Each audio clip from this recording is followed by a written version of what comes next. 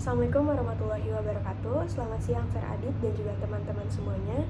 Saya Nedia Putri Lukitaria dan juga teman saya Rafania Shalita akan mempresentasikan mengenai topik tentang bisnis model kanvas yang sudah kita kerjakan kurang lebih 1 minggu ini untuk penilaian mid-test basic entrepreneurship. Jadi kita mulai terlebih dahulu di entrepreneur profile.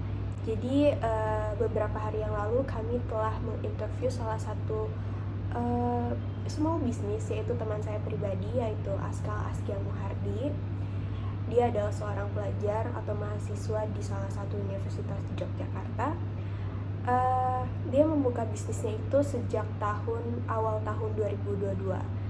Nah, bisnis yang ia namakan ini Fine Piece. Nah, kemudian bisnis yang ia kembangkan ini atas dasar milik pribadi atau usaha sendiri dengan alasan dia sedang merasa waktu itu kebutuhannya banyak dan sedang ingin membuka usaha sekalian income tambahan sebagai mahasiswa baru, dan dia ingin mencoba explore udah sejauh mana sih gambar atau skill gambar yang udah dia bisa selama ini, udah seberapa jauh. Dan karena desain yang dia buat untuk usahanya ini merupakan gambaran Askal sendiri. Nah, kemudian di explanation-nya ini, produk-produk yang ia jual tuh lebih diutamakan kepada tees atau t-shirt dengan 3 graphic design, dan juga lighter atau korek, dan juga stiker.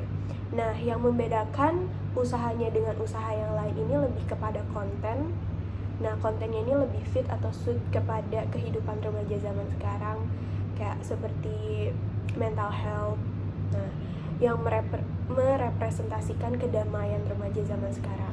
Itulah sebabnya kenapa Askal memutuskan nama brand clothingnya ini Fine Piece. Lalu kemudian di slide berikutnya ada katalog-katalog yang Fine Piece tawarkan, yaitu ada 3 model kaos yang Fine Piece jual. Yang pertama ada yang berwarna putih dengan paduan warna Tosca depan belakang. Lalu kemudian ada 2 Baitways edition, yang satu berwarna pink depan belakang, dan juga ada paduan warna pink dan juga purple atau warna ungu. Jadi di page ini ada beberapa pertanyaan, yaitu 9 pertanyaan yang sudah kami tanyakan kepada sang owner. Lalu di slide selanjutnya ada be unsuitable. Yang pertama ini ada key partner. Menurut Askal ini key partnernya ini yang pertama ada vendor baju dari produk-produk Fine Piece yang berlokasi di daerah Kota Bogor. Lalu yang kedua ini ada toko stiker atau toko print, karena Askal menyediakan sekaligus menjual stiker-stiker yang telah dia desain. Lalu kemudian ia meminta jasa tukang stiker ini untuk memprint stiker-stiker yang telah ia buat. Lalu kemudian yang kedua ada cost structure, meliputi 4 bidang, yaitu vendor baju, kemudian packaging. Packagingnya ini meliputi bubble wrap, box, thank you card, dan juga yang terakhir ada plastik. Nah, baik, di slide selanjutnya ada be unsuitable. Nah, yang pertama ada key partner.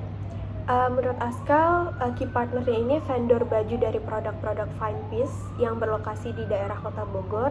Dan yang kedua ada toko stiker atau toko print, karena Askal juga menyediakan atau menjual beberapa stiker yang telah ia buat, yang telah ia desain.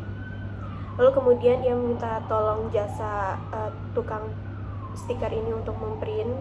Lalu kemudian yang kedua ada cost structure, meliputi 4 bidang, yaitu vendor baju, packaging. Nah, packagingnya ini di dalamnya ada bubble wrap, terus box, lalu kemudian thank you card, dan plastik, dan yang terakhir juga stiker. Lalu kita lanjutkan ke key activitiesnya. Nah, key activitiesnya ini pertama Askal mendesain apa yang harus dia desain gambar untuk di bajunya ini. Lalu kemudian dia memproses segala kebutuhan yang memang harus dia lakukan sebagai pembuat bisnis baju atau clothing ini. Lalu kemudian dia menjual, dan yang terakhir dia promotion atau mempromosikan barang yang dia jual kepada orang-orang. Terlebih ke teman-teman terdekatnya dulu, baru dia promosi lewat akun Instagram. Selanjutnya saya akan membahas tentang value propositions, yaitu ada dua. Yang pertama, desain dan bahan kaos yang dipakai oleh sang owner. Yang pertama saya akan membahas tentang desain. Desain yang dipakai oleh sang owner ini sangat merepresentasikan lifestyle kehidupan remaja saat ini, seperti merokok atau mental health. Dan yang kedua saya akan membahas tentang bahan kaos yang dipakai oleh sang owner. Bahan kaos yang dipakai oleh sang owner ini sangat nyaman dan memiliki harga yang terjangkau. Dan yang kedua saya akan membahas tentang customer relationship.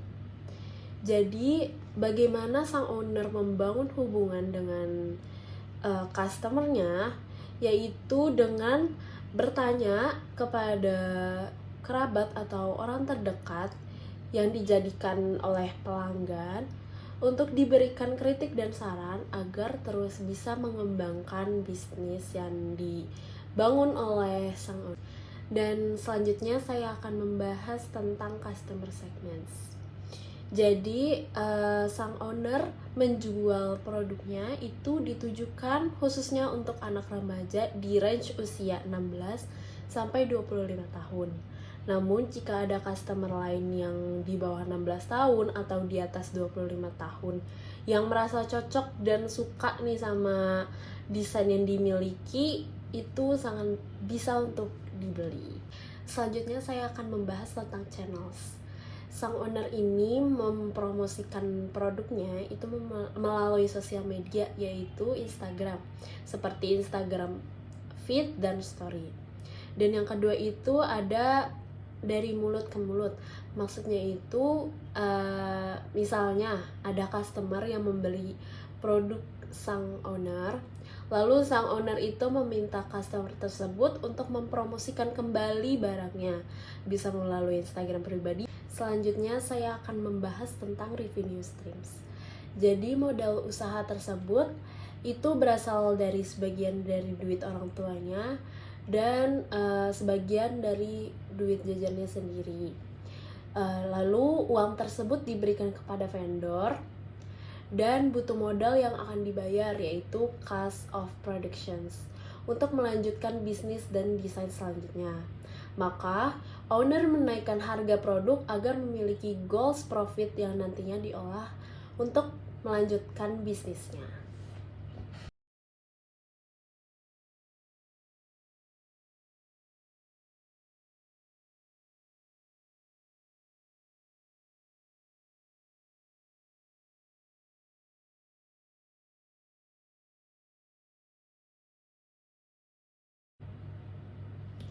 Mungkin itu saja yang bisa saya sampaikan.